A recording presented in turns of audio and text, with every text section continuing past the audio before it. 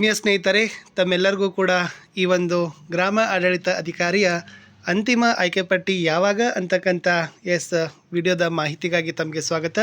ದಯಮಾಡಿ ವಿಡಿಯೋನ like, share ಹಾಗೂ ಫಸ್ಟ್ ಟೈಮ್ ವಾಚ್ ಮಾಡ್ತಿದ್ರೆ ಚಾನಲನ್ನು ಸಬ್ಸ್ಕ್ರೈಬ್ ಮಾಡೋದನ್ನು ಮಾತ್ರ ಮರೆಯದಿರಿ.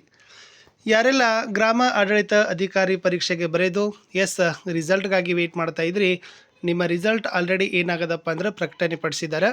ಈ ತಾತ್ಕಾಲಿಕ ಆಯ್ಕೆ ಪಟ್ಟಿಗೆ ಸಂಬಂಧಪಟ್ಟಂತೆ 28/11/2024 ಒಳಗಡೆ ನೀವು ಆಕ್ಷೇಪಣೆಗಳನ್ನು ಸಲ್ಲಿಸಬೇಕಿತ್ತು. ಸುಮಾರು ಜನ ವಿದ್ಯಾರ್ಥಿಗಳು ಹೇಳ್ತಿದ್ರು, ನಂದು ಕಡಿಮೆ ಬಂದಿದೆ ಅಂತ. ಅವರೆಲ್ಲರೂ ಹಾಕಿರ್ಬೋದು, ಬಟ್ ಸ್ಪೆಷಲಿ ಇನ್ ಕೇಸ್ ಕಡಿಮೆ ಬರೋದು ಕಷ್ಟ ಸಾಧ್ಯ.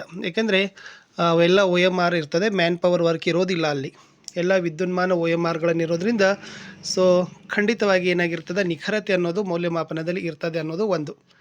ಇವಾಗ ಈ ತಾತ್ಕಾಲಿಕ ಅಂಕಪಟ್ಟಿ ಬಂದ ಮೇಲೆ ಫೈನಲ್ ರಿಸಲ್ಟ್ ಬರಬೇಕಲ್ಲ, ಫೈನಲ್ ಸ್ಕೋರ್ ಲಿಸ್ಟ್ ಬರಬೇಕಲ್ಲ. ಅದು ನನ್ನ ಪ್ರಕಾರ ಅಂದರೆ ನಾನು ಎಕ್ಸಾಕ್ಟ್ಲಿ ಗೆಸ್ ಮಾಡೋದೇನಪ್ಪ ಅಂದರೆ ಪ್ರೊಬೆಬಿಲಿಟಿ, ಸಂಭವನೀಯತೆಯಾಗಿ ಡಿಸೆಂಬರ್ 2ನೇ ವಾರದಲ್ಲಿ ಒಳಗಡೆ.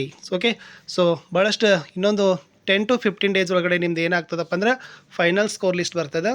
ಜೊತೆಗೆ ಏನಾಗ್ಬೋದು ಅಂತಂದರೆ ಆ ಫೈನಲ್ ಸ್ಕೋರ್ಸ್ ಲಿಸ್ಟ್ ಜೊತೆಗೆ 1:3 ಆರ್ 1:5ದಲ್ಲಿರ್ತಕ್ಕಂಥ ಒಂದು ಏನು ಬರ್ಬೋದು, ಮೂಲ ದಾಖಲೆಗಳ ಪರಿಶೀಲನೆಗೆ ಅರ್ಹರಾದ ಅಭ್ಯರ್ಥಿಗಳ ಪಟ್ಟಿಗಳ ಸಹಿತ ಬರ್ಬೋದು.